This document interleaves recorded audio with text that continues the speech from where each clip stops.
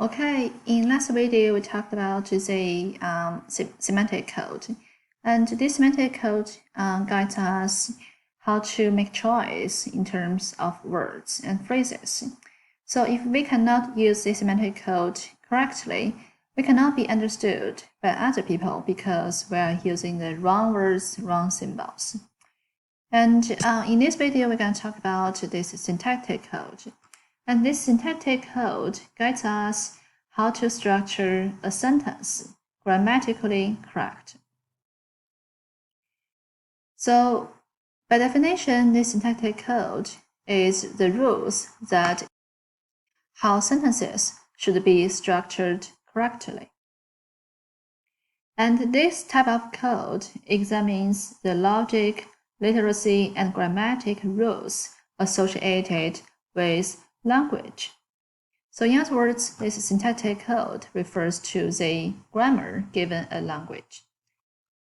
Let me give you one concrete example to understand this syntactic code. Let's say right now I have some words in my mind, and the next step I want to do is to structure these words in a correct sentence so that I can be understood by other people. So the words I have in my mind are I want party. So how are you gonna structure this sentence in a correct way? Are you gonna structure a sentence like this? To the party I want to go? Probably not. How about the second one? Party want I to go to? Of course not. The last one, I want to go to the party, is the correct structure if we want to be understood by other people. So in other words, I structure the sentence like this way. It is because I have to obey the syntactic code in order to be understood by other people. And this syntactic code is really arbitrary and can vary from language to language. Say in English, how we structure a sentence in a normal and correct way. Usually the subject comes first, and then the verb, and last comes the object. But as far as I know, in Japanese, the subject and object come first, and last one is a verb. So we can say that depending on what kind of language you are speaking, we are using or obeying different syntactic code. So this is a syntactic code. Again, it refers to the grammar given a language. And last, let's talk about this pragmatic code. Before I give you the definition of this pragmatic code, let me give you the example first. So let's say I have several symbols in my mind, and I obey the semantic code. I'm using the correct phrases and symbols to represent my thoughts, my ideas. And then I'll obey the syntactic code. I'll put all the words or the symbols in the identical structure. Say, right now I have this sentence. I have a green light. Exactly same words, same phrases, and in exactly same sentence structure. So we may draw different meanings from this exactly same sentence. So what kind of meanings can you draw from this sentence? Some of you may say, well, it means that you have a green light while driving your car. The traffic light is turning green. You can drive through this intersection. Or some of you may say, well, it could also mean that you could go ahead with the project. You have my approval. You can go along with this project. And it could also literally mean that you possess a light bulb that is tinted green in your hand. You have a green light, literally. So we can see that using the exactly same symbols in the exactly same structure, we still interpret the same sentence in different ways.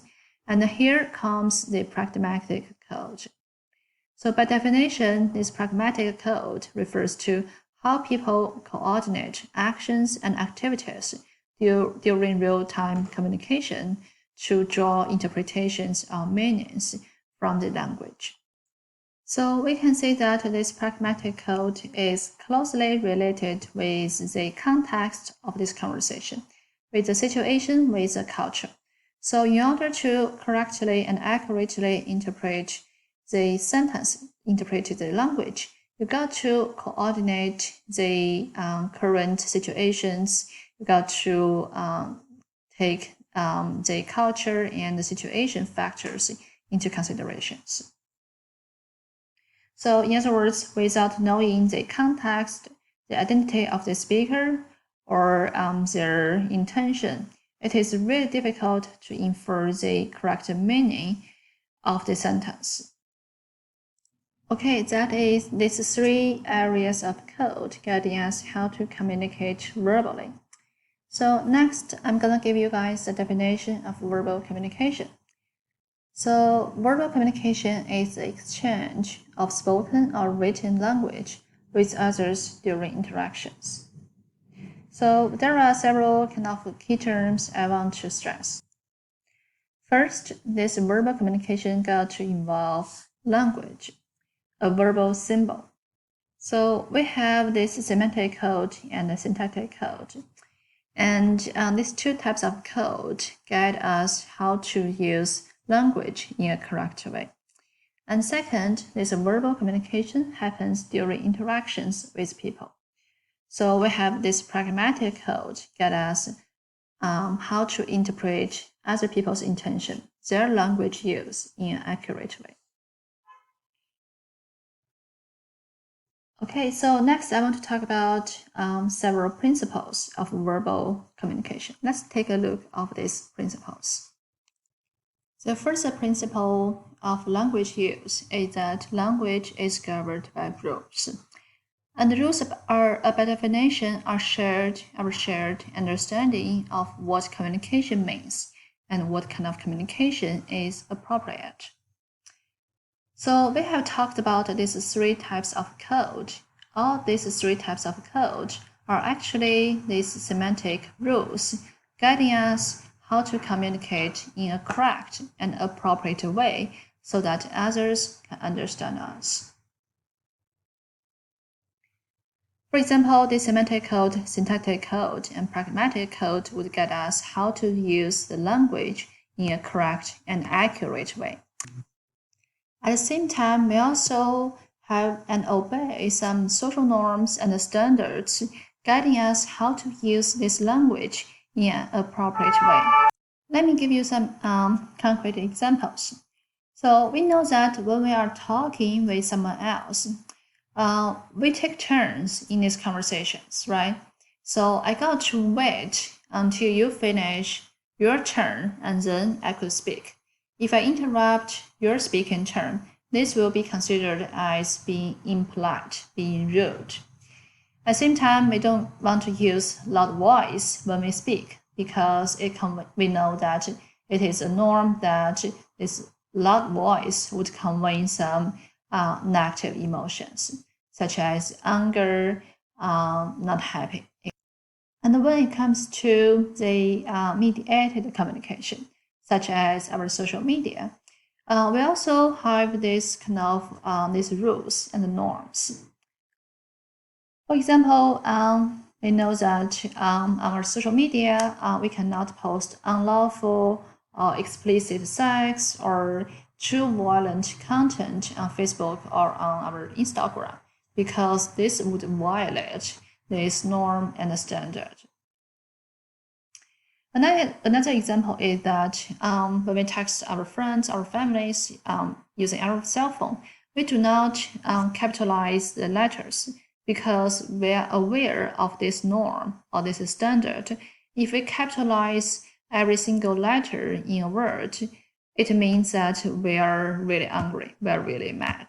So this is kind of a rule or norm we got to obey if we want to communicate appropriately. So that is the first kind of principle of language use. Language is governed by rules. And I want to play a video, a media video. It is from the movie Forrest Gump. So this video, this scene is when the Gump is meeting several United States presidents. So take a look at this video and can you identify which rules or which norms Forrest Gump violates in these conversations? So please click the video below and then come back when you finish that. Okay, welcome back. So we can see that Forrest Gump is meeting several United States presidents. So during the conversations with the President John Kennedy, he responds to the President's question, "How does it feel to be an All-American?" And he was like, "I want to pee at this moment." So if we have an accurate understanding of what the President was asking, we pretty know that he was not asking your current biological feelings.